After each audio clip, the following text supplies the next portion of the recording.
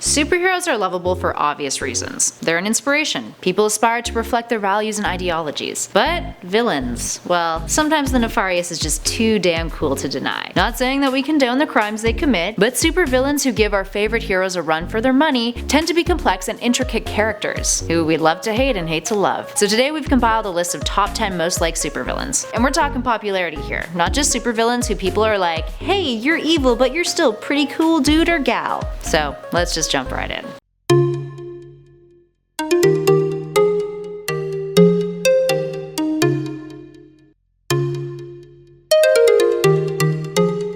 And at number 10 is Galactus. The universe is a terrifying place. The idea that something that wields its power on a cosmic and molecular level, well, that definitely makes her one hell of a foe. Galactus is a character that, against all odds, seems impossible to defeat. So when our favorite heroes go up against Galactus, it's surely one hell of a battle and takes a lot more than just physical power to be a fitting opponent for the tyrant. And at number 9 is Kingpin. Wilson Fisk, aka Kingpin, is a brilliant crime lord who's calculated, manipulative, grounded, and most of all, very realistic and also kind of relatable. His large mass is also entirely muscle, which is just really cool. The character has gained even more popularity these days due to Vincent D'Onofrio's portrayal of him on the Netflix show, which is damn complex and entertaining. You almost root for him at times before remembering, yeah, dude, you're kinda psychotic. Which seems to be the norm with some of the Netflix portrayals of villainous characters. Looking at you, Kilgrave. And at number 8 is Ra's al Ghul. Ra's is super cool. I mean, yeah, he's a villain and he's done some pretty unforgivable things, but dude has mastered mortality. With his Lazarus Pits, Ra's has found a way to conquer death itself. He even has a portable one, which is like kind of really cool. Plus he's the leader of the League of Assassins, he helped train Bruce Wayne, and he's also an alchemist and a demonologist. I mean, if he wasn't so obsessed with correcting the world and creating perfect environmental balance via killing off most of humanity, then, you know, he'd probably be a real cool dude to hang out with. Like a cool uncle that does really terrifying nefarious stuff that everyone doesn't want to talk about, but you still kind of love him. And at 7 is Dark Phoenix. Jean Grey is a beloved character right off the get-go. So turning her evil, having her be possessed by arguably one of the strongest entities in all of the Marvel Universe, which is capable of destroying all life and humanity as we know it, yeah, that's pretty damn sinister. Ultimately, Jean has to sacrifice herself in order to stop the Phoenix Force from creating ultimate chaos, which just makes her even more likable, especially when she's faced with Scott having to witness her do it. I mean, I've always been Team Logan, but hey, still makes for one hell of an aching moment. And at number 6 is Catwoman. Sometimes villain, sometimes anti-hero, Catwoman is pretty damn beloved by fans. She manages to strike Batman on a level most other villains can't, emotionally, appeasing to his affection for her. But her womanly charms aren't the only thing that makes her a great villain,